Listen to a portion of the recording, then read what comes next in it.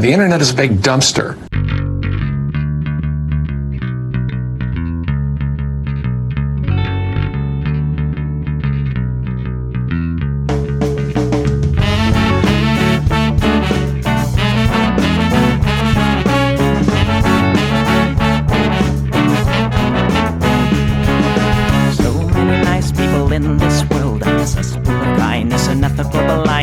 So please excuse my sarcastic tone. I'm a bit underwhelmed by the sample shown.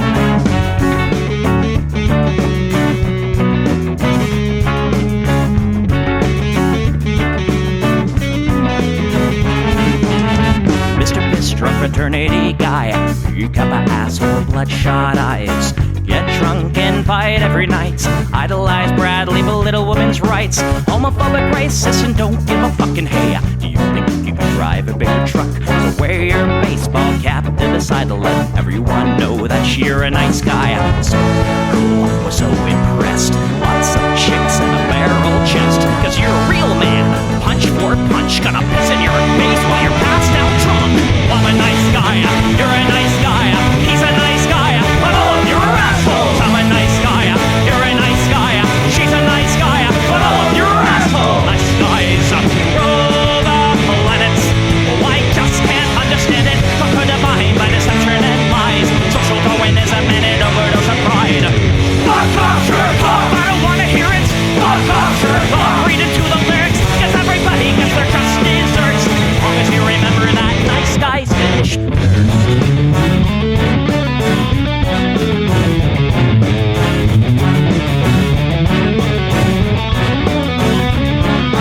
Mr. Whitebeater, you're next on the list. Such a nice guy who speaks through his fists. Prick with a penchant for messing with heads. A broken nose for dinner and breakfast in bed. Alcoholic, paranoid, and suicidal too. But you'll probably kill her before she gets away from you. She rolls in a pool of blood and crying. All your friends say that you're a nice guy. Have a drink, this one's on me. Look, you're doing fine, losing to your disease. Comatose, I'll pack your bags. Bury you like cats ready to gag. Oh, I'm a nice guy, you're a nice guy. We're all nice guys, but all of you are assholes. He's a nice guy, she's a nice guy. Hey, Tom Bone's a nice guy. All of you are assholes. Nice guys rule the planet. The public benefit. Put a body by deception and lies. Social Darwinism and an overdose of pride. Fuck off, jerk off. I don't wanna hear it. Fuck off, jerk off. Read into the lyrics. So let the party spill quench your thirst. As long as you remember that nice guys finish first.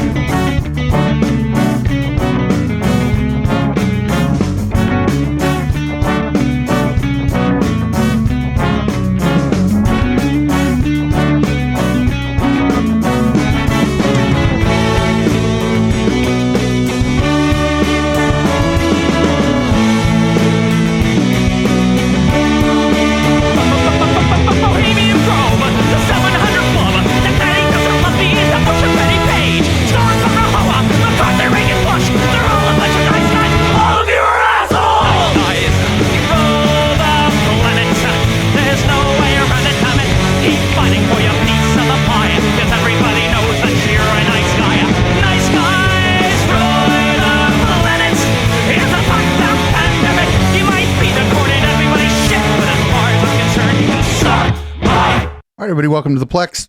We usually do the show Sundays at 7 p.m. Pacific, but it's Mother's Day and I had shit to do. So we're doing the show red light mode Sunday, the 12th at 9 p.m. Pacific. I'm sorry, I'm still recovering from a food coma. You can support this project at echoplexmedia.com. Click the support tab and find your favorite way. The new Pride merch is out, so that might be a great way to support the program. What's up, Avbab? For people listening on the podcast, this is going to be a little bit different. We're going to be doing this like a red light show. So you're going to hear me interacting with chat, talking to people, thanking people for rating me, hopefully thanking people for giving me money, all kinds of other stuff like that. I'm producer Dave. You can find me on Grindr, and this is what the people want. I don't hate the cops. There's a person inside when the truncheon stops. Oh, don't hate the cops. Oh, when the raiders come, who will protect the shops? Don't hate the cops. They're a sensitive bunch if you don't stop throwing your rocks. Snap, crackle, pop is the sound of a taser. Your body drops, don't hate the cops. Don't hate the cops, don't hate the cops. Don't hate the cops. Like your local police, 'cause they don't do nothing wrong. Like your local police got rid of the corruption and the racism is gone. They've been keeping the peace, keeping homeless folks out of the parks and malls. Got a cure for your social disease. Follow the law, don't hate the cops. Follow the law, don't hate the cops. Follow the law, don't hate the cops. Follow the law, don't hate the cops. Follow the law, don't hate the cops. Put your hands above your head and show you're not afraid. I'm the fearless judge that your skin color's gonna get. And if you die before the sun comes up, the paperwork will take forever. Well, it might have worked out a little bit better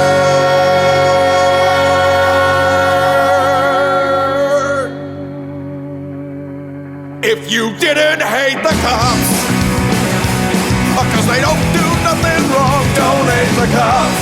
You can't blame them for just doing their job, don't hate the cops. Well, you gotta wonder, how much would it cost for you to be shot at and stabbed at by maniacs and drunks? Don't hate the cops, don't hate the cops. Don't hate the cops, don't hate the cops. Don't hate the cops. Don't hate the cops, don't hate the cops. Don't hate the cops, don't hate the cops. Well, it's been 2 weeks since we've done the news here, and well, Kristi Noem has had one hell of a 2 weeks. She's even lost Janine Pirro. Yes. What I have 4 rescues, and I have a puppy. I got to tell you, what she's done is she's sabotaged herself, whether or not it was to buttress what was coming down the road. But she also managed to unite the right and the left, because America, if nothing else, we are dog lovers. And don't tell me you shot a pup because it wasn't used to hunting. Maybe you're not a good teacher. Yeah. Maybe Oh, shit. and this whole thing with the chickens. Spill the box wine, Janine. Spill the box wine. Were the chickens dead? Was your dog on their property? Should you have had your dog on a leash? Should your farm have been fenced? I could go on and on because I love dogs. This is the whole first segment of this show. Everybody is it's fucking just dunking on Kristi Noem. Here we go. Here's Kristi Noem gonna talk to somebody. Actually, she's gonna make a statement about all this. She's like, don't believe the fake news. Lady, the fake news came from your own fucking book. Let's go. Well, Sean, you know how the fake news works. They leave out some or most of the facts of a story. They put the worst spin on it.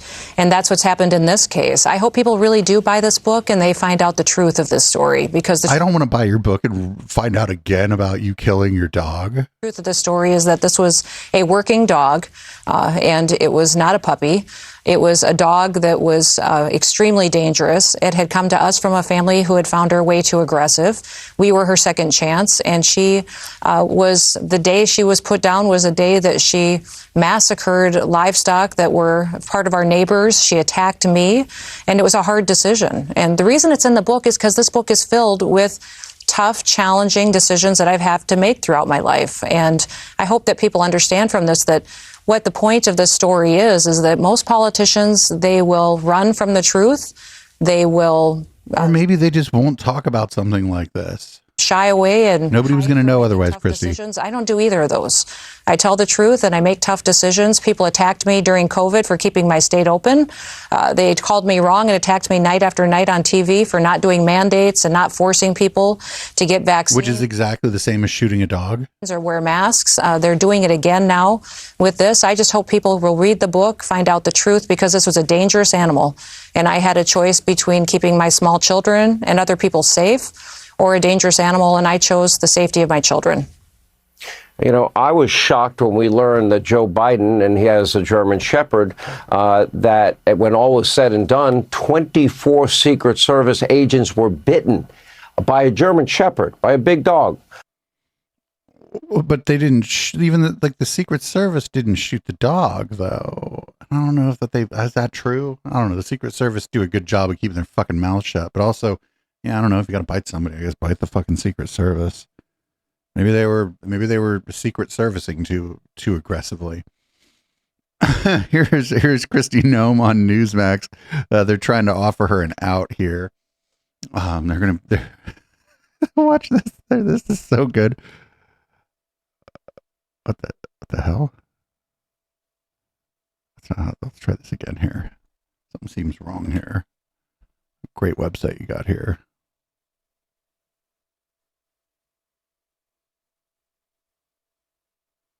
Here we go.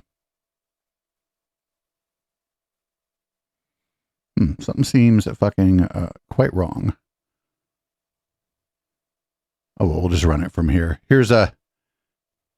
Oh, there we go. Fucking wonderful website you got there, Mr. Clyde.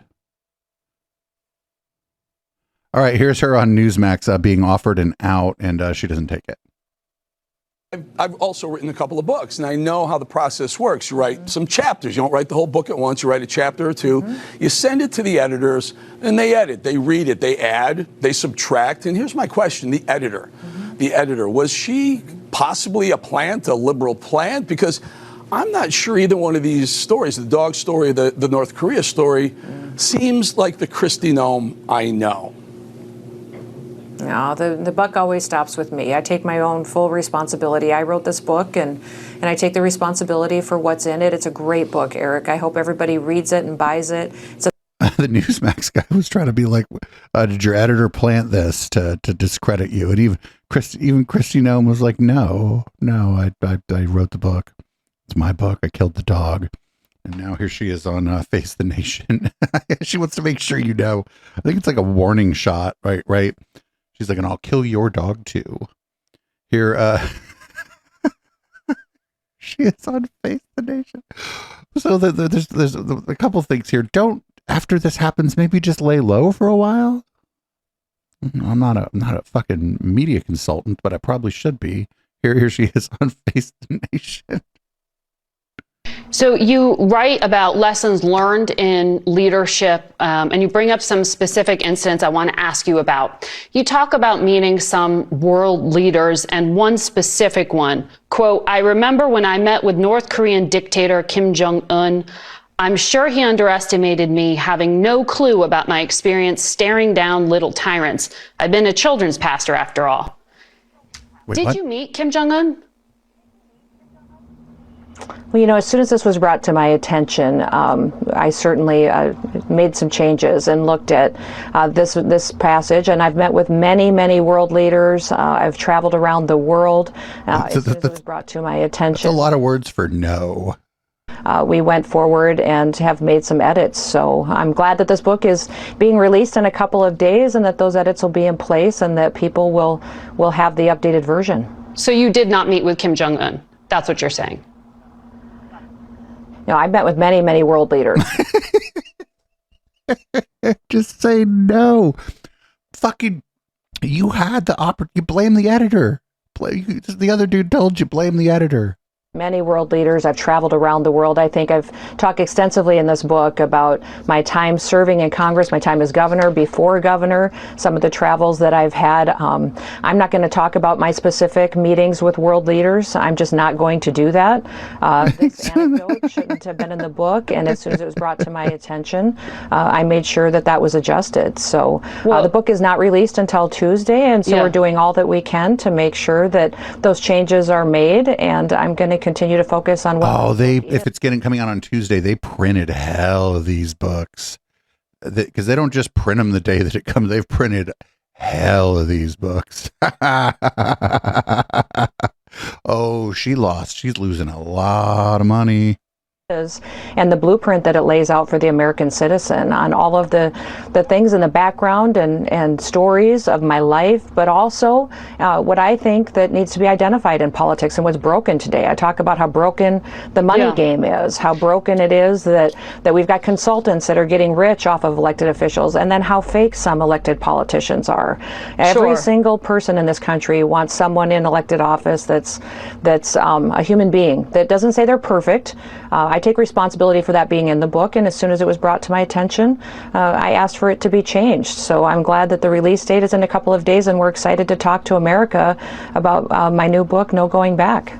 So you didn't just say, no, I did not mean, like, the damage is, lady, the damage is already done. The damage is, I just say no. Here's her on News Nation. I forget who's called News Nation, the land of misfit anchors. But here she is with the land of misfit anchors, also talking about, I guess, her book. Why are you talking? Well, don't cancel your press junket. Like, what are you doing? No going back. Yeah, I know. Curious. No going back. I guess not on the press junket anyway. Here she is with the land of misfit anchors. But clearly, if you're taking it out of the book, it's because it's untrue. I've given you my answer, no, and that's not the answer. I would say that, this is something that I asked to have adjusted and have the content and that name removed, and that is truly what the action has been. You said when you learned of it, you immediately took action. Mm-hmm. You recorded the whole book and the audiobook. Mm-hmm. You read this whole passage out loud. Why didn't you take it out then when you read the audiobook? I've traveled for years. I've been involved in policy for almost 30 years. And I'm sorry, you might not remember specifically if you met the Interior Minister or the Health Secretary for the United Kingdom, right?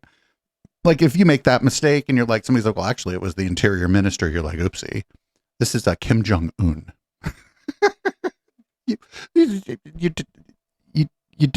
you remember this. Gone all across the world. I've met with world leaders. So you didn't realize when you recorded the audiobook? When it was brought to my attention, and I asked the publisher if they would remove the name, and they did. Okay, but you didn't answer my question. When you posted pictures and video of yourself recording the audiobook. When you recorded your own audiobook, you didn't notice I'm not going to discuss about my meetings with world leaders. I'm not asking you to. I'm asking. But you tried to. Do you want to talk about something else today? No, I just wanted. We're just trying to get a straight answer from it. This has been. Well, you did. And I took responsibility for it. But you put it in your book. It's not like they were asking you, like, oh, I heard somebody say you met Kim Jong-un. No, you put it in your book. People are going to ask you about like, what if they were just like curious? We didn't know you met Kim Jong-un. That's pretty cool. She's like, I don't discuss my meetings with world leaders, even though I put them in my book. You dumb fuck. But don't worry. There's always some ghoul out there to defend these people, and that person's name is oftentimes Michael Knowles from the Daily Wire. So here's Michael Knowles from the Daily Wire. He's like, oh, actually, none of this seems that bad to me. Okay, my third point here is, yes, it was politically dumb for Noem to admit this. Yes, her political calculation misfired. I'm mixing metaphors. You get the point. But the third point is, Noem didn't do anything wrong. Wait, what? You might say it wasn't advisable. You might say there were better things she could have done. She could have given the dog up for adoption. She could have tried to train the dog. There is nothing wrong with a human being humanely killing an animal. There's nothing wrong. You're all, not all of you, but many of you are eating meat right now. Very few people live on farms anymore, I guess. It's a little bit different. You know, maybe if you live in the city, you take your puppy, you take your little cat in a stroller down the sidewalk. I'm not joking. I have friends who've done this in the city. They'll put their animal in a stroller so that the poor little paws of the animal. What, does he live in the Castro?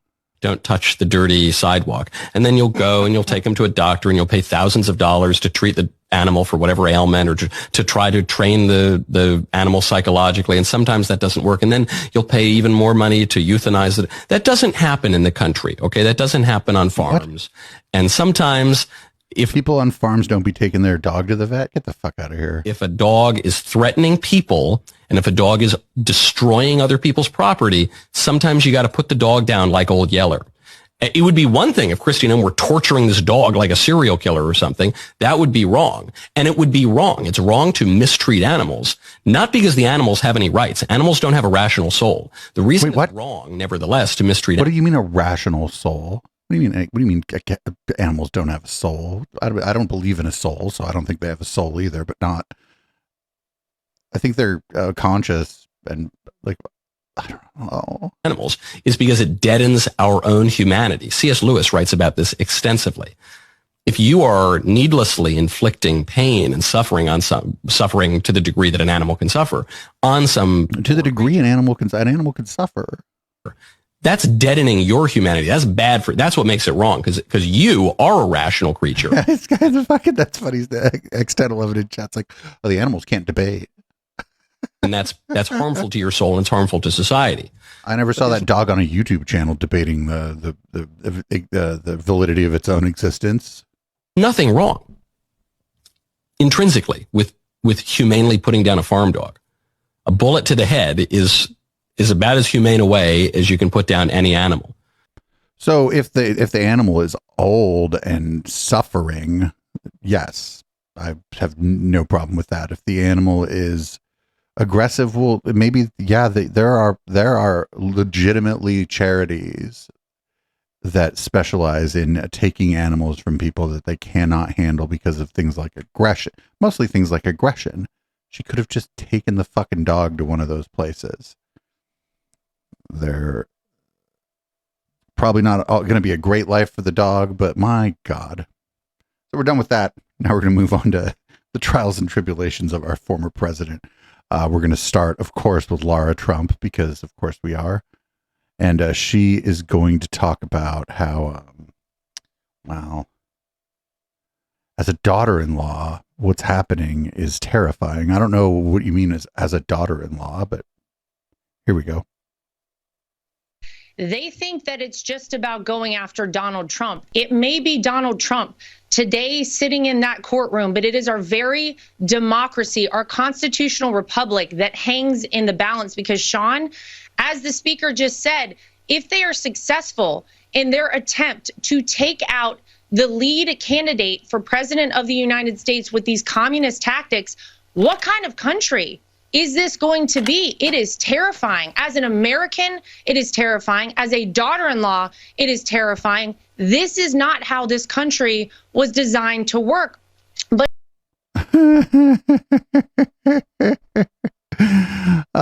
communism is when you attempt to hold people responsible for their fucking behavior, I suppose.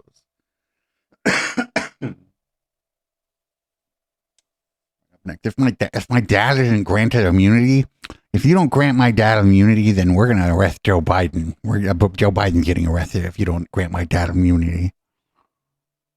Faith. The Supreme Court is now weighing this monumental case on whether or not President Trump has immunity from prosecution. We saw some of the hearing this week, and it felt like, listening to some of those Supreme Court justices, that they were willing to admit to some or acknowledge some immunity. What did you take away from what you heard from the Supreme Court this week, and when do you expect a decision? Well, God help us if they get it wrong. That's what I take away. I know the system very, very well. And the only people who are going to benefit are big law firms in Washington, D.C., because they are going to go after every single president. They'll start with Obama.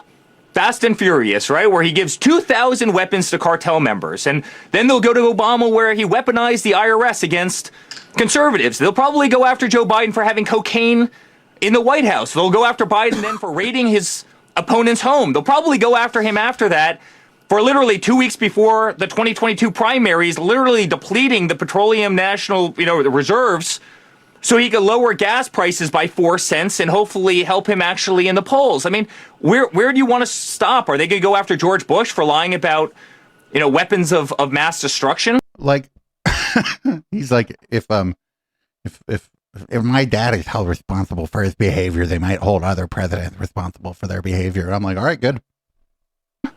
Where does this stop, Maria? The only people that are going to win are going to be the lawyers in Washington, D.C. The floodgates are going to open, and I guarantee you Joe Biden will not have 1 foot outside of the White House doors before they start going after him legally, ruthlessly. Presidents need immunity in this country. If they don't, their entire tenure as president is literally going to be filled in depositions and subpoenas like they've tried to do to my father for the last 8 years. We can't have this legal lawfare in this country. We need a president legal lawfare to actually be able to function and run the United States of America. So are you expecting that in June, a decision from the Supreme Court? What are you expecting?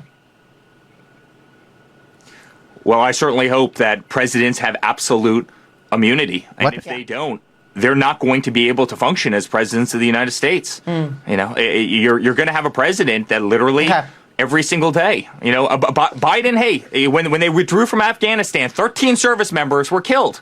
Is that manslaughter because he was incompetent? I mean, where do you draw the line, Maria?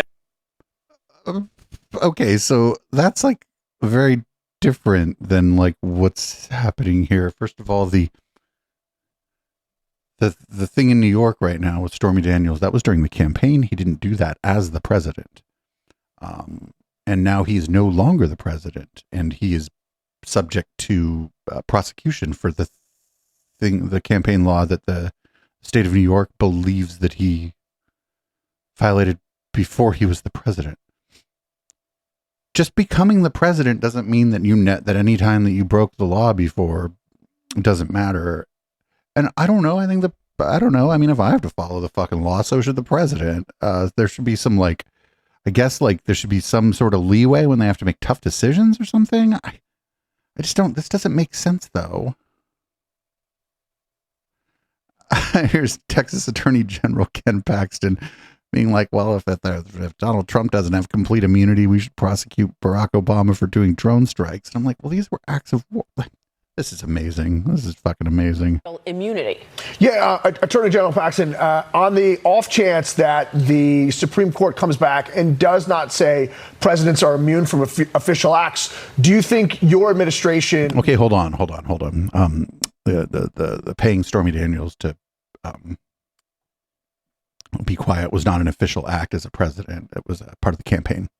Would pursue charges against, say, Barack Obama for the drone strikes and murdering of 3 American citizens? Yeah, so every state's different. I don't actually have the authority. Unfortunately, in my state, I cannot prosecute unless it's referred by a district attorney. But I certainly think that if there's no immunity, that ought to be considered, that both sides ought to be treated exactly the same. And so if somehow Barack Obama should be prosecuted just like Donald Trump, they should be treated the same, and whatever the law is, it should apply equally to everybody. Is there... Right, but he's not... Donald Trump isn't being like charged with like a crime related to a war. This was a campaign thing. It's a campaign thing. All of it essentially was campaign shit, right? It was specifically with regard to the election. All of it. Yeah, all of it. All of it. But also, like, yeah, the president should be held responsible for things like somebody in the chat said, executing a U.S. citizen without a trial. Yeah, actually, the fucking president, that president should be fucking charged with fucking crimes for that. Absolutely. I don't give a fuck who they are. Like I said, man, if I got to follow the law, so do they. Up next, oh boy, his trial's sure going good. Apparently, Stormy Daniels had some things to say. This would be much funnier if maybe if he wasn't 50-50-ish chance of being the president again.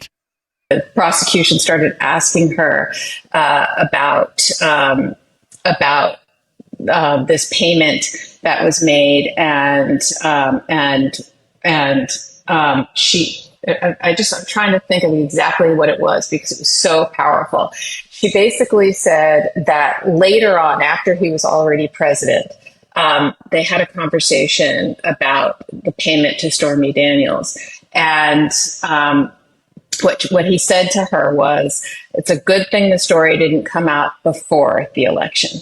Oops. And as she was saying it, it felt like a Perry Mason moment, because she very much was saying, she very much was confirming what the prosecution theory was that the whole reason they suppressed that was because of the election. And at that moment, she started to cry, and her voice cracked. And then the defense attorney, Emil Bove, got up and asked her a question like, confirm what your job is, or something like that. And then she broke down crying. And you know, as a defense attorney, you know, she just basically gave the prosecution what they needed. They tied the primary reason that Donald Trump wanted this story not to come out before was because of the election. And I think the gravity of what she had just provided to the prosecution, she broke down crying. So they're talking about his former defense attorney who was like testifying against him, which is pretty fucking crazy. Because again, it wasn't in the context, like she was testifying, it wasn't in the context of like, her doing legal advice or whatever. He was literally just talking to her about the fucking campaign, which is dumb. Don't ever like, just keep your fucking lawyer. Oh God, keep your lawyer like separate from your campaign. Then none of this happens to you. All right, up next, here's Newt Gingrich. I guess he's still around. I'm going to bring out this fucking ghoul to talk about this trial now. And so if you watch the judge in New York, the most important battlefield of this entire campaign is an appointed, corrupt judge in New York who I believe is about to put Donald Trump in prison. And that's a very dangerous thing. It's dangerous to our Constitution. By what right does an appointed local judge put somebody who is the nominee of their party, former president, in prison? But he's openly told us twice now in 2 weeks that it's going to happen. And I think it's very dangerous at the most basic of levels. Just ask yourself, what would it be like to be Trump in prison in New York? He'd be in solitary. Yeah, they're not going to like put him in general population. Like,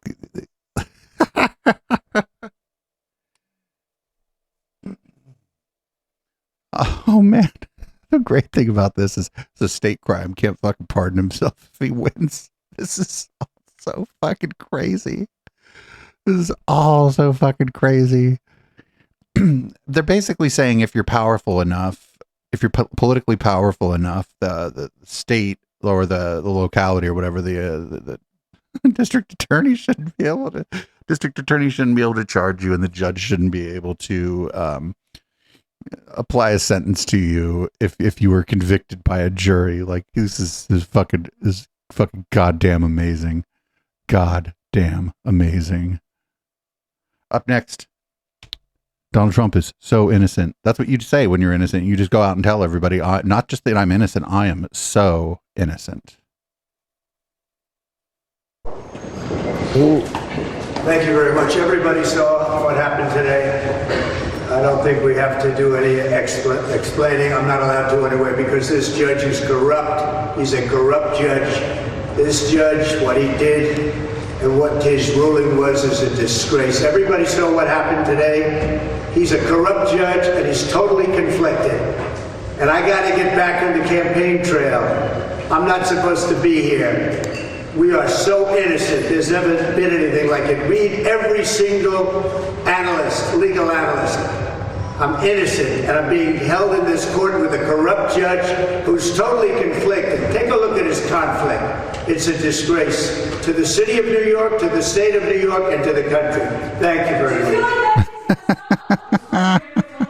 much. Judge is conflicted. I'm not even supposed to be here. Oh man, it's like fucking clerks, dude. It's like, oh, I'm not even supposed to be here today.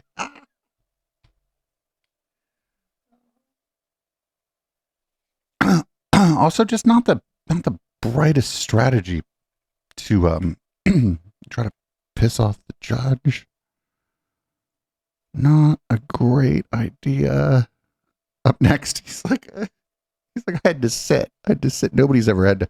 I had to sit. I sat the best, but nobody's ever had to sit like this. But you have a judge who's totally conflicted, totally, absolutely conflicted, that he's rushing this case through. I'll tell you what, somebody just told me they'd never sat for such a long period of time in a courthouse before. It's ridiculous. I'm supposed to be in Georgia. I'm supposed to be in New Hampshire. I'm supposed to be in Ohio and lots of other places. Nobody's had to sit like this before you. No criminal defendant has ever had to sit in the courtroom for hours on end. This has never happened to anybody. Oh, here we got a brilliant strategy from somebody on Fox. Somebody's like, oh, actually, I think I need to talk about the judge's daughter because that's a fucking brilliant next move. Yeah, start trashing the judge's daughter. Let's go. Let's fucking up the ante. One quick final word. President Trump needs to stop calling the judge conflicted. He needs to explain why he's conflicted. Every day of the trial, he goes in there and he says, the judge is conflicted bigger than I've ever seen anywhere in my life. He doesn't explain how or why. He needs to say that the judge's daughter works for a Democratic political consulting firm that does anti-Trump business. He needs to explain it. Otherwise, it's just an assertion with no proof. And the president, if he's going to say it, back it up, explain it. I think that's a violation of the gag order. Is it not? No, he didn't criticize the judge. Okay. He's free. Not the judge, but the family. But he's been criticizing the judge too. That's an issue. When he says the judge is conflicted, you can still explain how and why, and I think comply with the gag order. I might be wrong, but Surrogates could do that as well. he's trying to be. President Trump is trying to be careful in his language. No, he's not. That's why he is very measured in his words. Thank you for He said he was editing. Look, they're trying to like get out of here. Stop. Like the ladies on this are like, don't go after us. Don't go. Like even the people on this Fox panel are like, no, dude. Time today. But his surrogates don't. Yeah, look, they're just talking over him now. That people know why the judge is conflicted just doesn't hold up unless you follow every detail of the trial. Yeah. You have to explain these things. Which we do here for you. We are. Oh, imagine it being told by a panel of Fox News ghouls that you're like just giving the absolute wrong fucking advice. Up next, did you know that if Trump wins, they're gonna fucking ban pornography? They're just gonna ban it. I don't know. This is that Project 2025 shit. These are some podcast bros. You can tell they're podcast bros because the camera angle, how they're sitting. There's a podcast bros, right? Fucking podcast bros. Here, we're banning porn, fellas. Let's go. I work for the Heritage Foundation on their Project 2025, which is in charge of staffing the next administration should Trump win. There are things that have made it, how do I want to say this? But like banning pornography, right? Like that has created such a culture of like hypersexualization in men where they don't want to settle down, where they think they can have a variety, where they, like, if that happened, people would naturally be like, oh, I want this woman. And, like that sort of thing, like it's probably radical. And people are like, what? This guy's trying to ban porn. It's like, all right. I'm just saying. No. Oh man, they're just trying to lose. They're like, I mean, I know that Trump didn't say he was going to ban porn. I don't think Donald Trump has any interest in banning porn, but these people are trying to lose for him by being like, oh, we're going to staff his campaign. We're going to staff his presidential administration when people are going to ban porn. And there are people who would otherwise voted for him been like, honey, I'm not voting for him anymore. I heard he's going to ban pornography. Can't watch my OnlyFans. Up next, we got Trump at one of his fucking rallies talking about blue state abortions. Different. Remember, from the standpoint of what's happening, nobody wants to see abortion in the 8th month or the 9th month, or nobody wants to see execution after birth. You have a situation where Democrats, in many cases, will allow it. Execution after birth, the 7th, 8th, 9th month, and after birth, execution. Wait, and if you remember, they keep trying to like this boat isn't going to float. The governor of Virginia said it. He said, I sit, we talk with the mother along with the doctor. She has the baby. We put the baby aside and we decide what to do with the baby, meaning, do we execute the baby? What the fuck this are you is talking called about? Radical politics. This is fucking hipster coffee shop. You having like a maternity ward, apparently. Something, they are far more radical, but it's not even a question of that. It's a question that we have to take care of the situation. Getting it back to the states was something that was very important to everyone. We had to take the radicalism out from the Democrats, because when you can do execution or killing at a point in the life cycle, it just can't be allowed, or we're not going to allow it. But they've been trying this. This one's not going to fly, right? they've been trying to make it fly. It's not going to fly. They've been trying for such a long time to say this is happening. This is not happening. You would have known about it. Up next, we got from Fox and Friends. We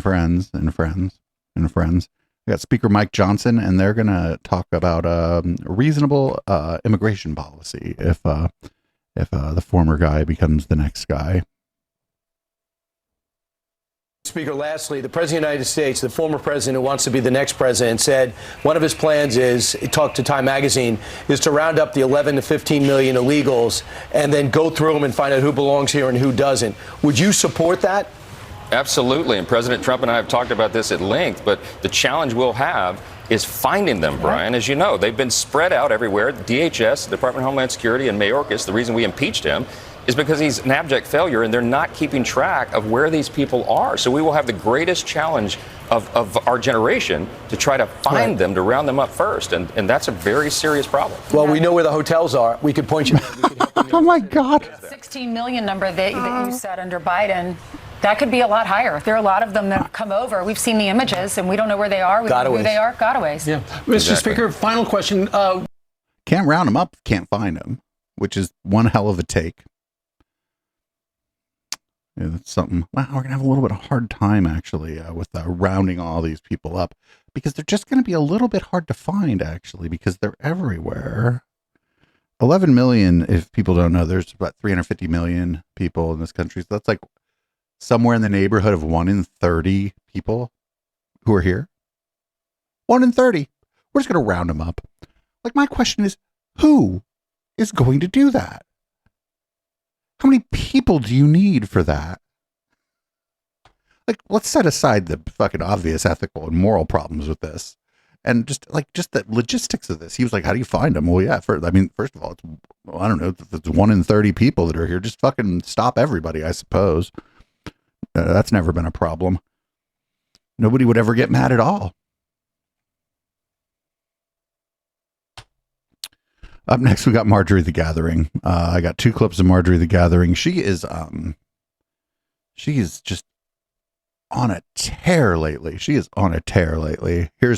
her, I believe, bringing a motion to remove the Speaker of the House, Mike Johnson.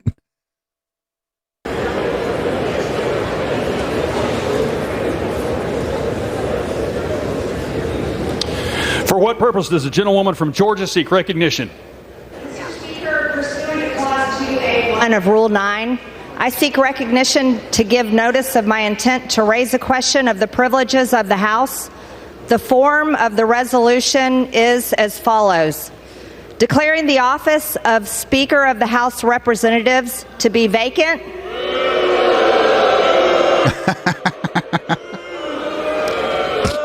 This is the uniparty for the American bipartisan booing ensues. People watching. Gentlemen, will suspend. Man, this is one hell of a news week, isn't it? Oh, it's 2 weeks. This is why it's the best news of 2 weeks. I'm by the best news. I mean the worst news of the last 2 weeks. Order. Order. Man, bipartisan booing is a beautiful sound. Like, this is fucking amazing. I fucking took I took the wrong week off last week because most of the stuff is from last week and the news was just outrageous. And here she is. She's going to get some applause from the fucking Democrats, but not for like anything good. Check this out. She's so fucking stupid. She's so fucking stupid. If her district didn't look like fucking, it wasn't like the shape of like the ceiling of a cave with hella stalactites and shit, there's no way she'd be able to keep her job. In a recent interview, Minority Leader Hakeem Jeffries said, even though we're in the minority, we effectively have been governing as if we were in the majority. The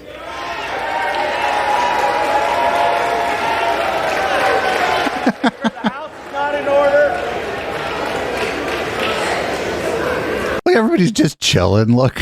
In a recent interview, Minority Leader One more time. Hakeem Jeffries said, even though we're in the minority, we effectively have been governing as if we were in the majority.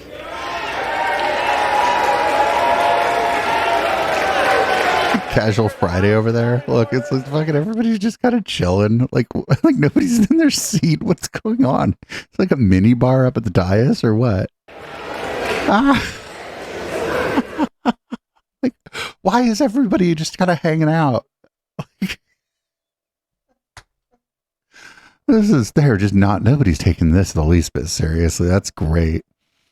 Like, everybody's like, what are they doing? It's like at a party where everybody wants to hang out with at the DJ booth or something. Like, what is going on? Here's our Representative Jim McGovern. And I got 2 clips of him. He opposite of Marjorie the Gathering. Pretty good shit, actually. I want to close, Mr. Chairman. I heard you say that it is important that this Congress take strong stands against hate. But I'm going to be honest with you. When I look at the agenda of my friends, the anti-LGBTQ agenda, the anti-women's rights agenda, the anti-civil rights agenda, basically trying to undermine our civil rights laws, or the indifference my friends have shown when the former president hangs around with white supremacists like Nick Fuentes. Nothing is said. So this selective outrage is really quite interesting to me. But we should combat hate wherever it is. And again, people will look at this bill and decide whether or not this is the right way to go. But my understanding is that my Republican friends have been working overtime to try to defund the Office on Civil Rights, which I think would be responsible for implementing what is recommended in this bill. Boy, it's interesting. You want to give the office more responsibility on one hand, but you want to underfund on the other hand. I can't quite figure you guys out. But in any event, I welcome our witnesses and look forward to their testimony. I yield back. Yeah, because this is like they're trying to like pass some shit saying that essentially like protests against Israel are somehow illegal and hateful, which is crazy. Because they want the same office that they want the civil rights division of the DOJ, essentially, I'm assuming here. They want them to have more funding, but only for the campus protests. Here's more of this guy. This guy had a great week, or maybe great couple weeks. Mr. Duncan, are you aware that this bill was noticed to come before the Rules Committee 2 weeks ago? Could you repeat that? Are you aware that this bill that we're now talking about was noticed to come before the Rules Committee 2 weeks ago? I'm not. That's above my pay grade, sir. Well, it was. And are you also aware that the committee planned to bring up 4 other appliance-related bills at the time, in addition to the one that we're currently considering? I'm fine with that and wish they would bring them all up. Because there is a war on the American consumer. I guess my question to you is why the change? I mean, you're here on behalf of the House leadership to talk about this appliance, why this appliance bill should come to the floor. Can you explain to us why the 4 other appliance bills are not being considered again, but this one is? Again, that's a question for leadership. That's above my pay grade. I'm a lowly subcommittee chairman on energy, but I will say this bill came through regular order through subcommittee and full committee after hearings and markup. Are you aware what the titles of the other bills were that were supposed to come before this committee? Again, I'm not. Well, let me read you the titles. One of them was the Liberty in Laundry Act. Another was... You gotta be fucking shitting me. I didn't know that. Everybody, the Liberty and Laundry Act. I think they mean that they don't... they probably want people to be able to like have a dryer that can burn your house down. The Refrigerator Freedom Act. And here's why I think we're not considering those bills, because I think they're an embarrassment to this institution.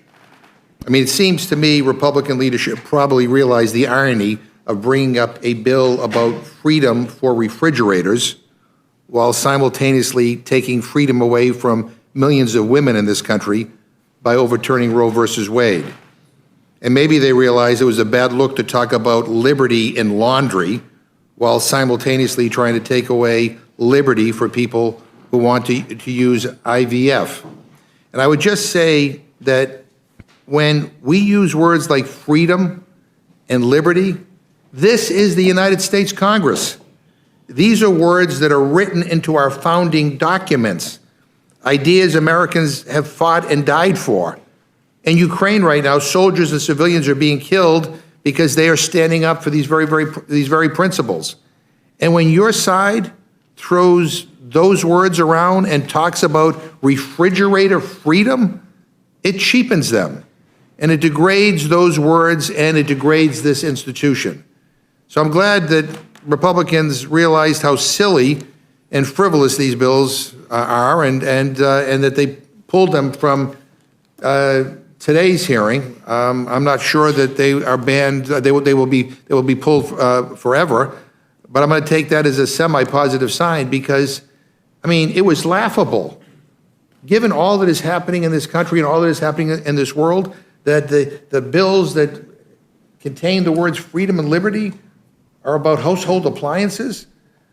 I mean, we have to start getting serious around here about what is important and what is not. And again, bills that are aimed at trying to save consumers money, trying to promote energy efficiency, yes, trying to wean us off of fossil fuels. I mean, I think we can have a debate on that, but to use words like freedom and liberty with regard to refrigerators and wash machines, I just think is an embarrassment. I like this guy. He's like, I can't believe the fucking Liberty of Laundry Liberty Act. I had no fucking idea. This is a failed state, everybody. The failed state. It's a good thing, I guess, we can laugh about it, but this is the other. I mean, like our Australian friends are just like, well, things aren't necessarily perfect here in Australia, but look over there at the United States. Up next, we got Glenn, how do you say his name? Grothman versus Jamie Raskin on the House floor.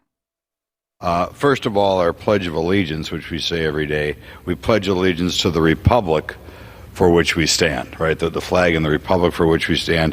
When Benjamin Franklin, after our Constitution was ratified, he talked about giving us a republic if we can keep it. And I think people should analyze those two little quotes and wonder why there were references to republic in both of them. In any event. Mr. Speaker, thank you very much. I'm about to yield to my friend Ms. Meng from New York, but I'm inspired by the remarks of the gentleman from Wisconsin, especially about the word republic, which of course comes from res publica, the public thing. He happened upon a subject that's of a lot of interest to me because I wrote a paper about it when I was in 6th grade, the Pledge of Allegiance. It was written by a radical Baptist minister named Francis Bellamy. I'm not sure if the gentleman's aware of that, on the 400th anniversary of Columbus's arrival in the New World. And Reverend Bellamy, who was an abolitionist in Vermont, was concerned about the continuing salute of the Confederate battle flag in the southern states. And so he wanted to write a flag salute that would be unifying for the Union. And he wrote, "I pledge allegiance to my flag of the United States of America and to the republic for which it stands, one nation, with liberty and justice for all. And you notice what is not in there. He did not have under God. That was added in 1954 by Congress several weeks after the Supreme Court's decision in Brown versus Board of Education. But in any event, I'm not quite sure what the relevance is of the gentleman's invocation of the Republic or of Ben Franklin and the famous vignette about him saying, if you can keep it. Ben Franklin was, of course, a big supporter of immigration to the country, although he did display an anti-German bias in some of his writings. But I'll tell you a little story about Ben Franklin that might be of relevance to what the gentleman's talking about. Apparently, because I just did a tour in Philadelphia with the Ben Franklin people up there, and we learned this wonderful story. He made a loan to a friend of his for $100, and then he recorded in his diary that this gentleman he made a loan to for $100, Josiah, was always disappearing behind a tree or a building whenever Ben came along. And he finally caught up with them, and he said, Josiah, you know, I loaned you $100, and I'm wondering, am I going to be able to get my principal back, or at least the interest? And Josiah said, well, Ben, look, the $100 is well invested somewhere else, so you don't have to worry about that. And Franklin said, well, what about the interest? He said, well, I forgot to tell you that it's against my religion to pay interest, so I can't pay you the interest. So Franklin said, you mean to tell me it's against your principal to pay me the interest, and it's against your interest to pay me the principal? And Josiah said, well, that's right. So Franklin said, well, I can see I'm not going to get either. Well, look, here our principles and our interests converge very much. The principles are set forth in the Constitution, which is we count everybody, and everybody is part of the census, and everybody is part of the reapportionment process. It's been like that since 1790. We don't need to start finger painting on the Constitution with this silly election year proposal. But it's also in our interests because, as my colleagues have said, this is a land that is built on immigration, except for the Native Americans who are already here and the people who were brought over as slaves. All of us are the descendants of immigrants to this country. Tom Paine said when he got to America in 1774, 2 years before the Revolution, he said, this land, if it lives up to its principles, will become an asylum to humanity. Not an insane asylum, mind you. An asylum to humanity, a place of refuge for people seeking freedom from religious, political, and economic oppression. That's who we are. I don't know. Maybe he was right. Maybe he was right about it being a fucking insane asylum instead of being like a place where people seek asylum. What the fuck? I don't know what's going on. I mean, like, whatever. I suppose this land is your land. This land is my land. Up next, we got Kevin McCarthy versus Matt Gaetz. Let them fight. And I'll give you the truth why I'm not Speaker. It's because one person, a member of Congress, wanted me to stop an ethics complaint because he slept with a 17-year-old. An ethics complaint that started before I ever became Speaker, and that's illegal, and I'm not going to get in the middle. Did he do it or not? I don't know. So first of all, you have long denied these allegations. The Justice Department conducted an investigation. They brought no charges against you. There is a congressional ethics probe going on. I want to give you an opportunity to respond and see if you've had any conversations or discussions with Kevin McCarthy or Mike Johnson about any of this. No, I haven't. It's obvious from that clip Kevin's having a totally normal one, and his life is back to copacetic post being Speaker. Look, I'm the most investigated man in Congress. There's not a single human being who has publicly accused me of any wrongdoing of any kind.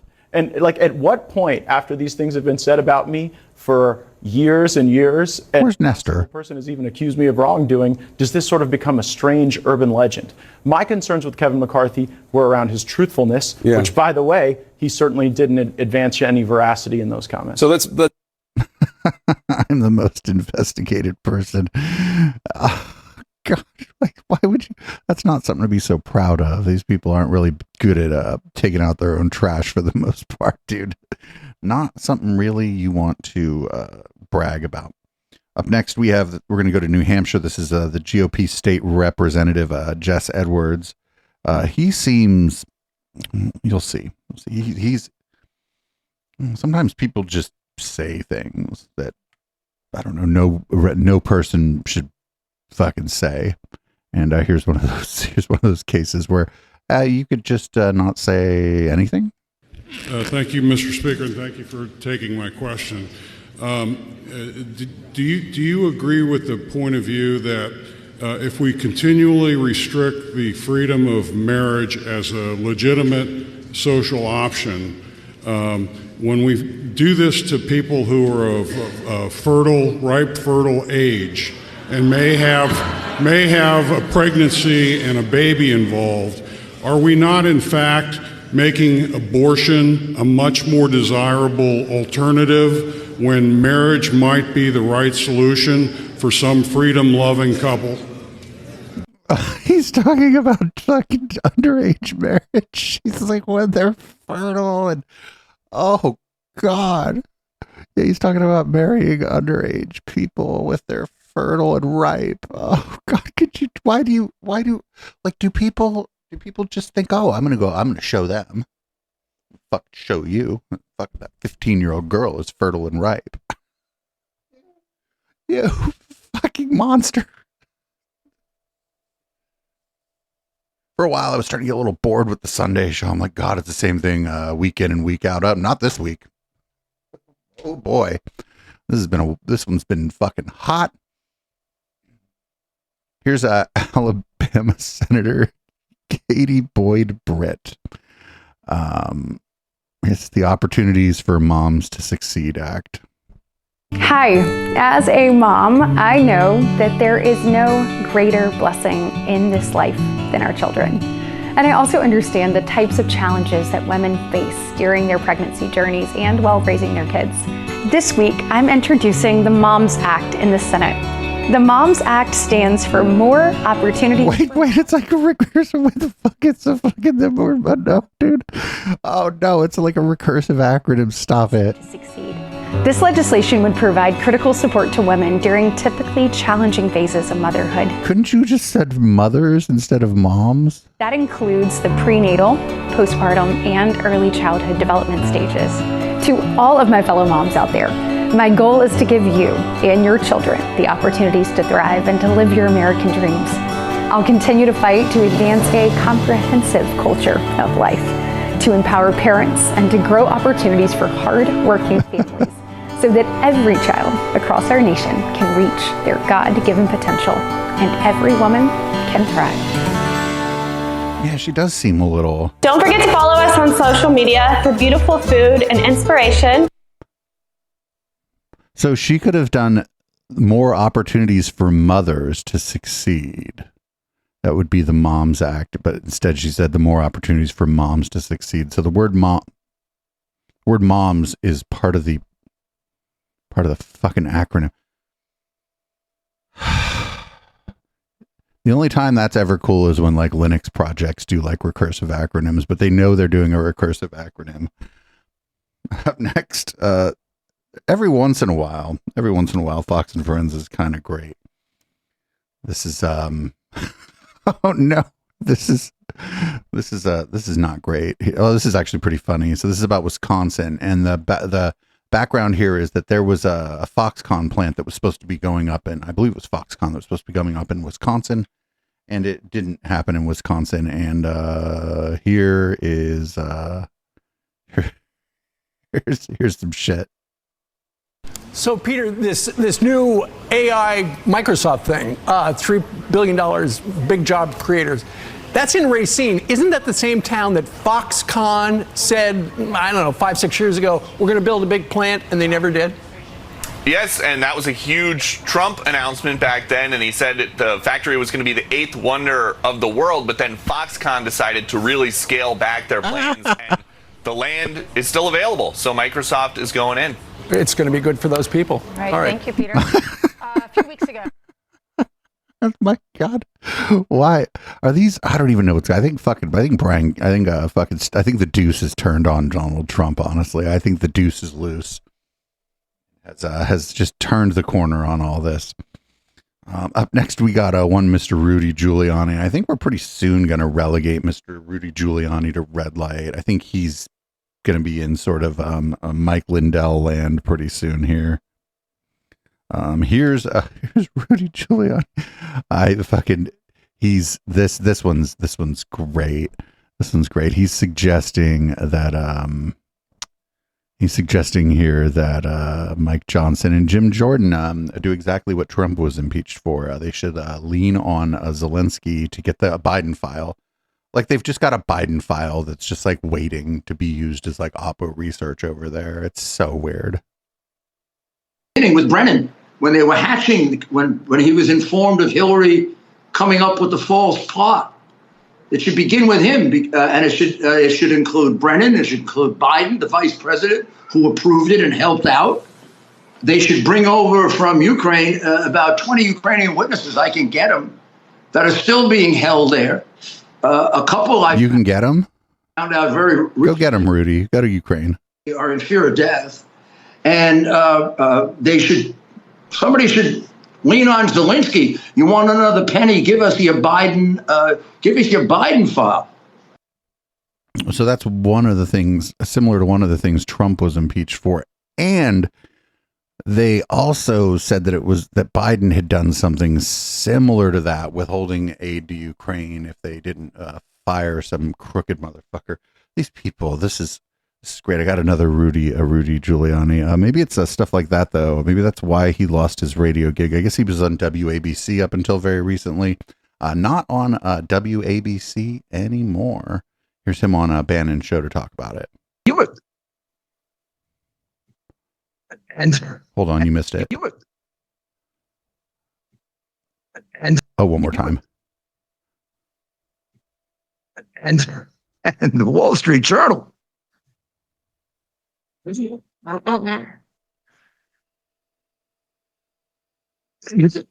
Bidens don't realize who's doing who can really inflict atomic destruction to them. They were going along just fine until Giuliani found the people in Ukraine and explained your admission in front of, what was it, the Atlantic Council or the Council on Foreign Policy, is just want to be free to tell people the truth. You want to stop me, don't you? Yeah. The Democrat thing has something to do with it. And the fact that the Bidens are really zeroing in now on interference with the 2024 election. You're on the side who wanted to shut me up at a time in which I have financial difficulties. So you're hoping that all I care about is money, like you. You know something, you can take your money and shove it up your, you know what? The way you treated me, you leaked it to the Times while we were discussing it. And you informed my partner, Dr. Maria, by email. You fired me for two reasons. You fired me to interfere in the election because once a Democrat, always a Democrat. And you're sucking up to them, John. And don't tell me you're not. I don't know who John is, but we stand John. Father, whatever his name is, it's got you a little worried that they may screw you if Biden wins. And you've always played two sides. You got Weiner on. Jesus, I think Weiner's should be on a list. I think when Weiner comes in, the women should be allowed to leave. Right? Didn't you ask me to do a show with Weiner? Mm-hmm. What did I tell you? I didn't say go to hell. I was much nicer than that. I said, no. I would never be on the air with Weiner. Not because he's a Democrat. Because of the kinds of things that he did that are sickeningly perverted. I have no idea why he got fired from WABC radio. This is a fucking travesty of justice here, friends. Absolute fucking travesty of justice here, but don't worry. Don't worry, he got rehired already. And it wasn't by Mike Lindell, because I don't think Mike Lindell has the money to pay him, but he got rehired already. Check this out.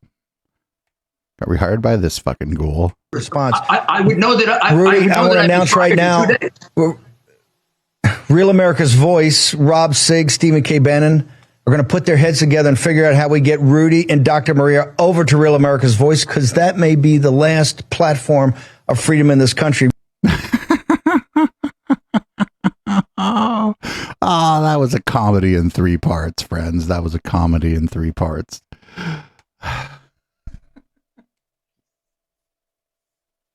Yeah, I haven't had this much fun doing the Sunday show in a year at least. Up next, did you know that the protests are funded by fucking George Soros? Because of course they are, because this makes total sense. Anyway, here we go. Here's from Fox. Oh my God, it's fucking Nancy Mace. God damn it. You've got groups that are funded by George Soros. There are Palestinian rights groups that I believe are involved, funded by George Soros, and they need to be off of our college campuses if they're committing violence, full stop. All right. There's no proof that these are funded by George Soros, by the way, but their folks have denied that. But we'll see exactly where all of this money is coming from. We'll agree to disagree, I guess. Okay. Yeah. I just looked for the checks, and I haven't seen them yet. But Nancy, thank you very much on that. In the meantime, here, making fun of Nancy Mace. I think some of the people on Fox are in the process of turning on these crazies. Up next, we got just a short clip of Mehdi Hassan on CNN talking to just talking to people, I guess. It's a tragedy that Mehdi Hassan got fired, but it seems like he's doing pretty good. I like Mehdi Hassan. Was like one of the only people I thought was any good on MSNBC actually for a while. But here he is on CNN. Yeah, I'm listening to the second edition of Mehdi Hassan's monologue that I saw earlier, and it's not surprising that you're parroting Hamas talking points. So I think all of your viewers saw me quote the spokesperson for the Israeli hostages' families. And the colonel then said, I'm parroting Hamas talking points. He's referring to the hostages' families as Hamas, as parroting Hamas talking points, because I quoted them. I didn't quote Hamas. In fact, tonight, the colonel knows that hundreds of people went to Netanyahu's house and screamed, you have blood on your hands, Israeli protesters. I guess they're all Hamas, right? The Israeli position now is anyone who disagrees with them is Hamas. I'm guessing that tomorrow they'll say CIA Director Bill Burns, who was involved in this hostage negotiation deal, he's Hamas too. Everyone's Hamas. And as for deception, I mean, come on.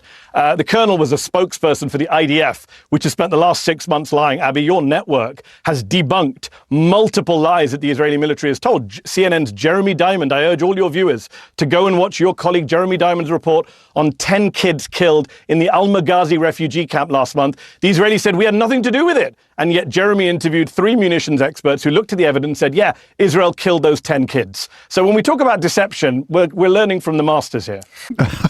Fuck, dude.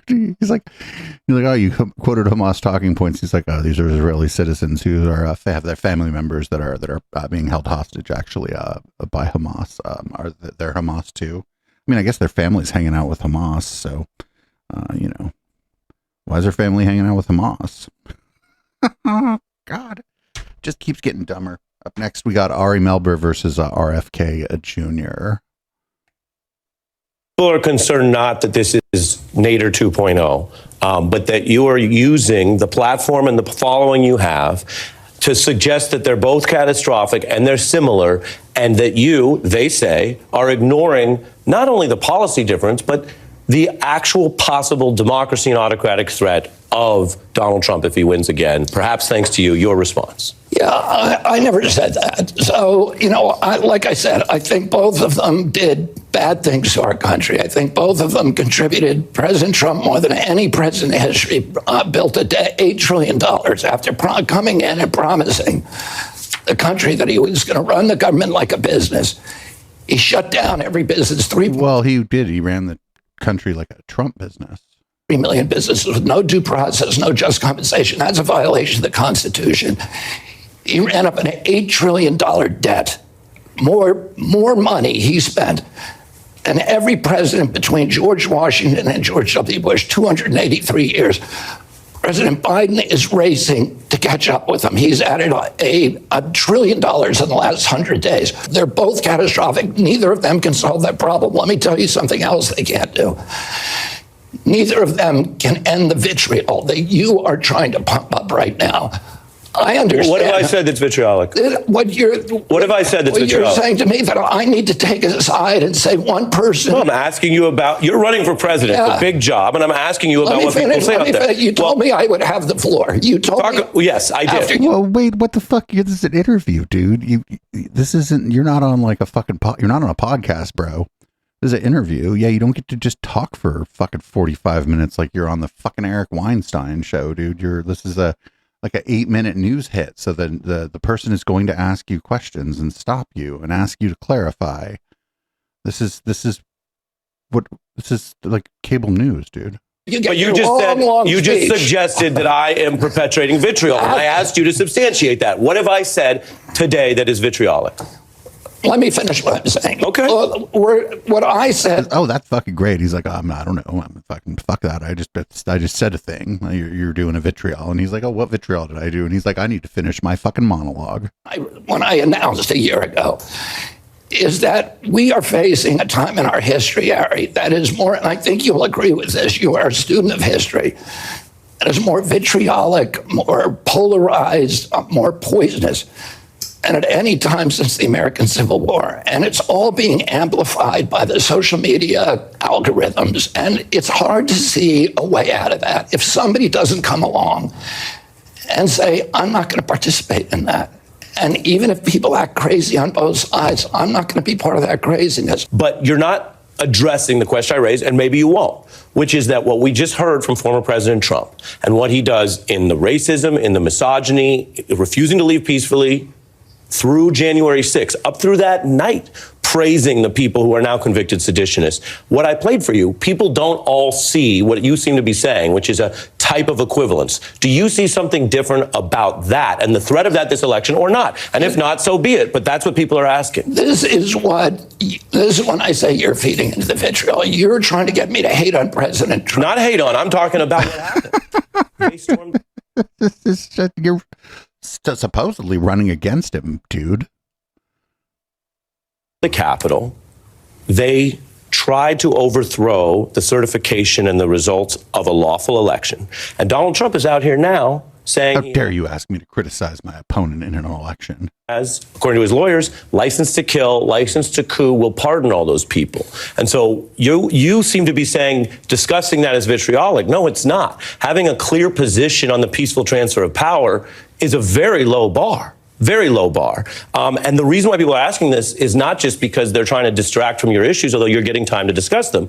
But again, you're well familiar with your campaign put out a statement, an email that said basically the people at January 6th who stormed the Capitol were stripped of their constitutional liberties. They were, quote, activists. You retracted it, but then you hired a Republican operative who's lied about January 6th, called it democratic misdirection. We are talking about whether there are rules and nonviolence enforced in our country or not. And that was a violent storming of the Capitol. Can you unequivocally condemn that, or do you leave us all out here because of whatever your reasons, whether you think that's part of the voting bloc or something else? Look, January 6th was a terrible time in our history, a terrible day. People committed terrible crimes. They committed violence against police officers. They broke into the Capitol. They stormed the Capitol. They stole a door. They committed other crimes, and a lot of people are in jail, and they should be. So I condemn that, but I'm not going to campaign based upon drumming up or amplifying people's hatred towards each other. I think we need to start figuring out a way to find common ground. Sure, but you condemn that, and Donald Trump would be he would be wrong to then pardon it. You condemn it. He is fucking so used to going on like fucking like Russell Brand and Jordan Peterson and all those people where they just let him talk and talk and talk, and he is not happy here that he is on a 7-minute hit we have here. This is formatted. This is supposed to be tight. Supposed to ask a question, answer the question, ask a question, answer the question. And he is not pleased that he is not allowed to fucking monologue and make rapid fire claims. Fucking podcast brain. Say sure, but what you do and what you do when you're sitting in this chair every night is your job is to inflame that. And my job is to It's to de-escalate. I don't feel inflamed at all. You don't feel, I know, but that's what you're doing. I don't disagree with the things you're saying. I'm just not going to participate in it. That's all. I'm not disagreeing with you. But there is a theme here of what many people see as a false equivalence. And we could go through all that. But I didn't say that there's a moral equivalence. All I said is both of them did things that were wrong for our country. Okay, so to go back to the question. And both of them attacked the Constitution. But to button up the question, because you condemn January 6th, then Donald Trump, who you're running against, you would disagree with his talk of pardoning the convicted seditionists and people who trespassed and stormed the Capitol. Listen, I would, in terms of pardoning people, I'm going to use the pardon power. I don't know who I'm going to use. I'm an attorney. I'm going to look at every case that's so is Ari Melber, dude, for me and make a decision on it. I'm not going to. But as a general, I'm not trying. I'm not. Yeah, you're trying to say in advance who I'm going to pardon, who I'm not going to pardon. I'm not issuing a general pardon to any category of people. So when you look at his talk, which is doing that, he talks about taking the convicts from January 6th. You're trying to get me to condemn him again. I'm asking you about your views. You're running. Are you asking me to differentiate myself on an important matter from one of the people I'm running against for president? That's what that's what's happening here. He's the interviewer, Ari Melber's doing a pretty good job. And he's just saying, this is the position of your opponent. Do you have a different position? And then he's like, you're trying to get me to fucking be mean to Donald Trump. And it's like, well, maybe, because you are running against him ostensibly for president of the United States. Running for president is a big job, and I'm asking you, would you be open to those kind of pardons or not? Here's my views. We have the worst inflation of generation. We're embroiled in it. Fucking kick him off your fucking show. Fuck it. This guy's nobody anyway. This guy's not going to win. This is the end, I think, of his 15 minutes. Just be like, all right, well, thank you for your time today. And then just fucking run cat videos for a couple minutes. And a war that we should have never got involved with in Ukraine. Just both, President Trump said he was going to end that war. Right, but the question is about those pardons. Would you be open to that or not? What do you mean? I'm not going to, listen, I'm an attorney. Yeah. I was a prosecutor. You were, I think, a legal aid attorney. A legal aid attorney?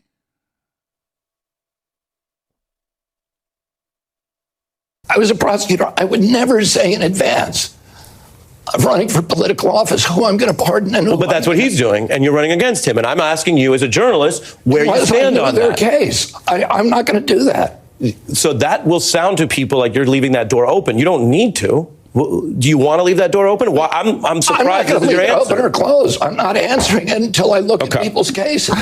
But I'm not. You're just not answering. I'm just talking you football. Fucking idiot! You fucking idiot! My God!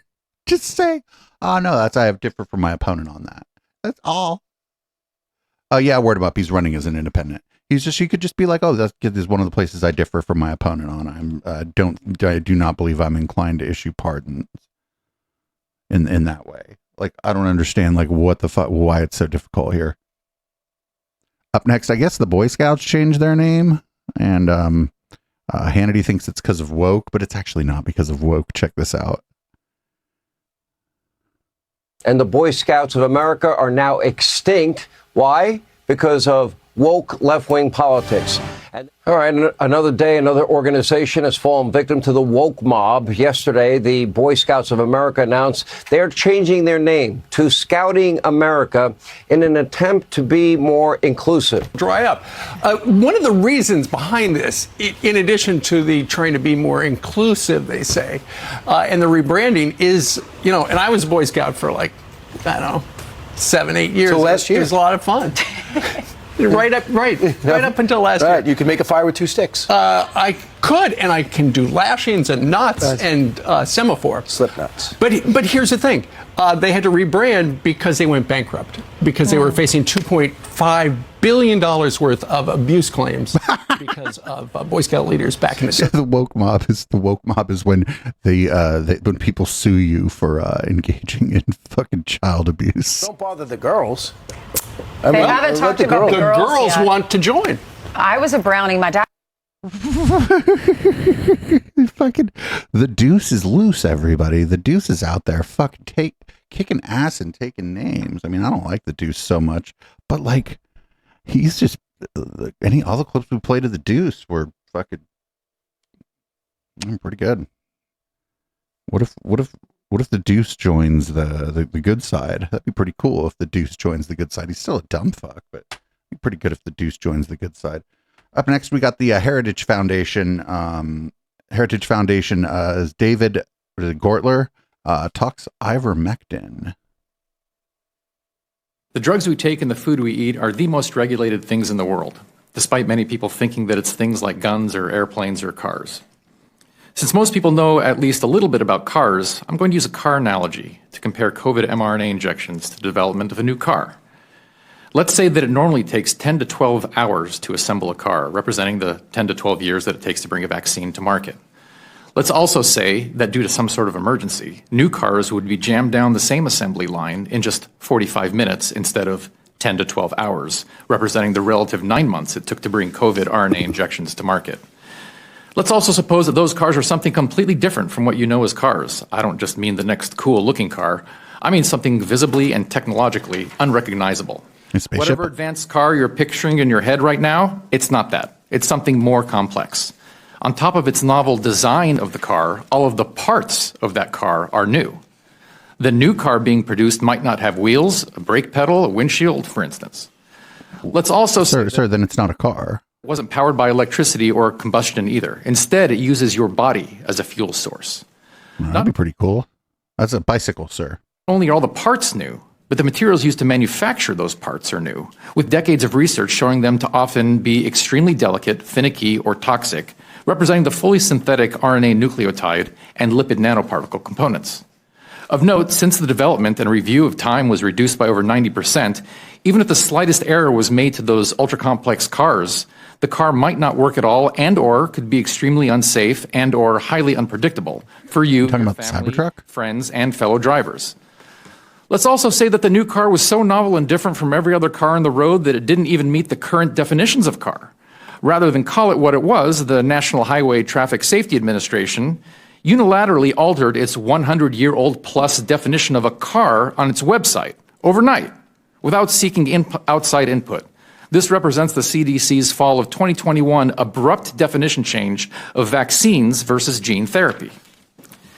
If a curious materials scientist or an episode of Brett Weinstein's show, what the fuck is happening? Wanted to perform research about the design and materials used in this new car, in place of critical technical information, 70% of the document would be grayed out with B4 redactions, translating to, quote, protects trade secrets and confidential commercial or financial information.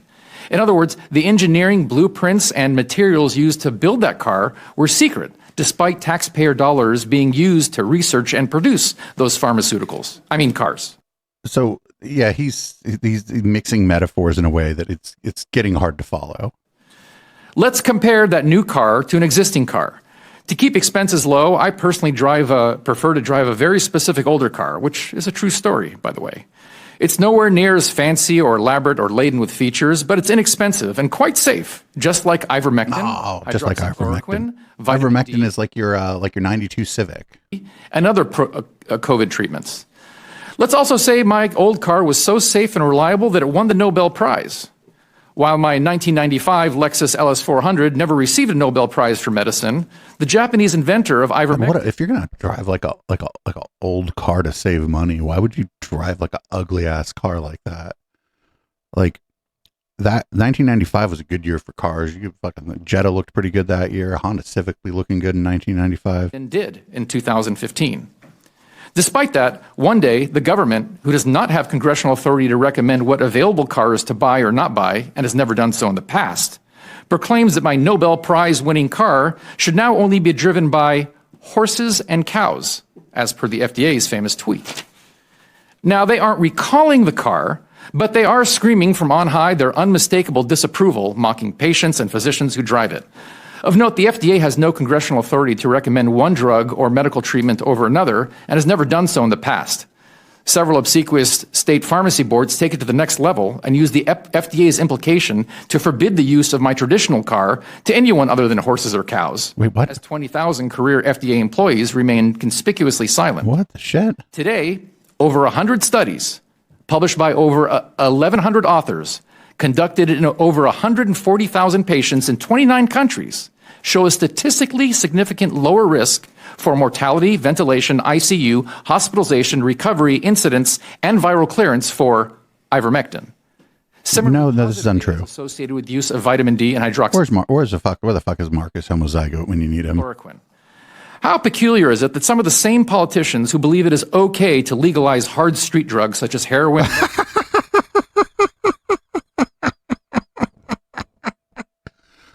Oh no, now we're legalizing fucking heroin and methamphetamines.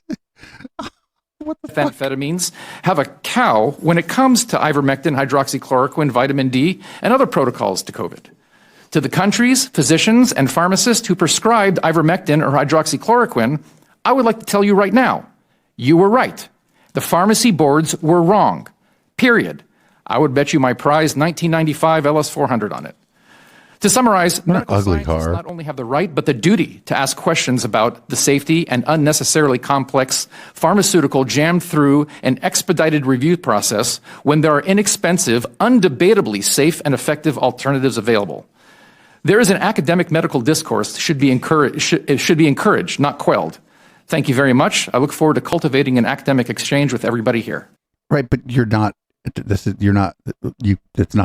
That's not where you have an academic exchange. You're in a political space.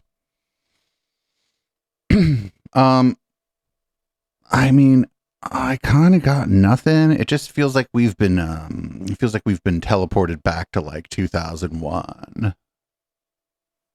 I do believe that man is a physician of some sort, but he also works for the Heritage Foundation. So, you know.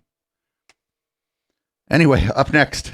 On my notes, it just says, damn, he just sat there. Here's Vivek Ramaswamy talking to fucking Ann Coulter. And that's why I brought on today somebody who I think has some thoughtful perspectives on the future direction of our country, of our conservative movement, and on this question of nationalism and national identity, somebody I've been fascinated by for a long time and have interacted with on social media, but for the first time we're having at least a live form conversation in the offline sense of it. It's Ann Coulter. So Ann, thanks for coming on, and I'm looking forward to our conversation today. Me too. Thanks for having me. That was a fantastic opening monologue. I too am a fan of yours. So I'm going to make a point of disagreeing with you so that it will be fun. You are so bright and articulate, and I guess I can call you articulate since you're not an American black.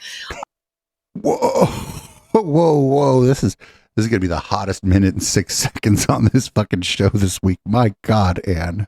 Can't say that about them. That's derogatory.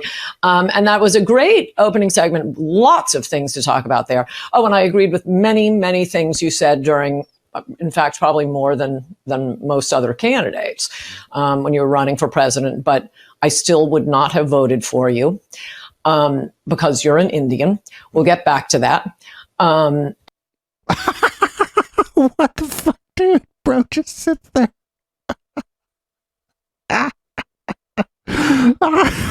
mean, that's why I knew he had no chance. Like, his positions were pretty good for the Republican Party, but his name is fucking Vivek Ramaswamy, and they were never going to vote for him.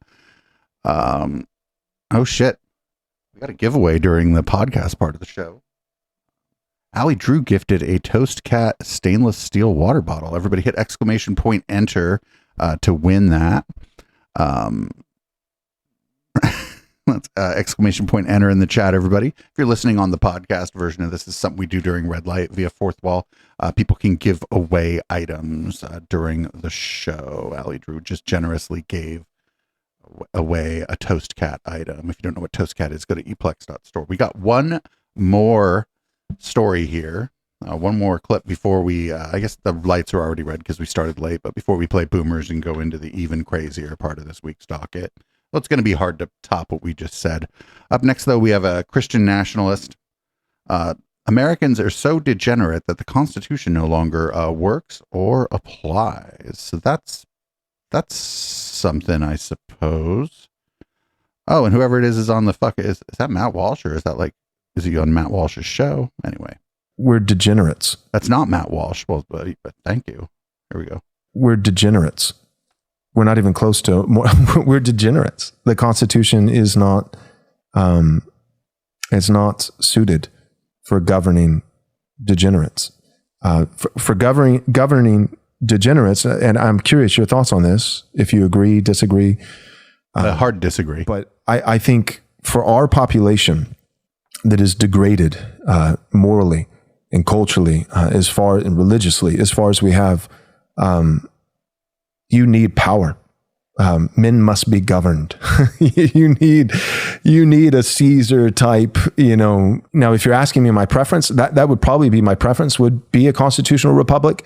But I think the conditions for that is a moral people. So I think you can work towards that in the future. But I don't think constitutioning even harder is going to get us out of our current mess. I don't see us getting out of this apart from things getting worse and worse, and then eventually, like a Caesar type rising through the ranks, a populist, figure, and the people, the political will, the people are desperate, and they're like, yes, do it, so and then so and so. Constitution be damned, just rules with an iron fist, and like a Cromwell type, and then what the fuck? You hopefully don't get his son. Maybe then you're able, and then you maybe it's just a one generation, one guy kind of thing, and then you have to move back to aristocracy or some other form. We're gonna move back to aristocracy. All right, dude. Fucking this guy. Listen, this guy. You could be anything. You could be anything. And this guy decided, I guess, that he wants to be fucking Matt Walsh, which is certainly something. Avalon of Babylon won the Toast Cat stainless steel water bottle. Fuck yeah! Make sure you're not gonna have any hard time redeeming that. I think you've already won an item. Podcast people, you're like, what the hell is going on with this show? Who is Avalon of Babylon? Why is he mentioning chat? You're listening to kind of what it sounds like during red light. And I may change the format of this show, actually. Starting it at 9, pop the red lights on and have like more of a conversation with the community during this show.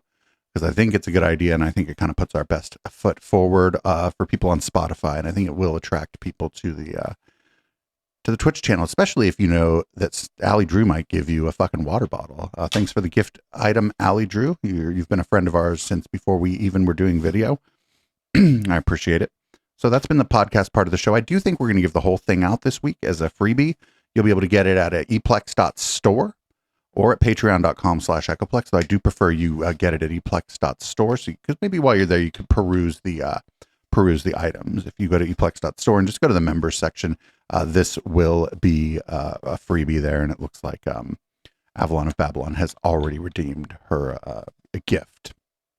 So, podcast people, if you want the rest of the show, I should have probably announced this at the beginning, but if you want the rest of the show, you can just head on over to eplex.store and you can get the rest of it. And we'll give this away as a freebie, and this may be the format going forward. I'll have to have a discussion with myself about it, because I'm the only one who appears on this show these days, and that's fine.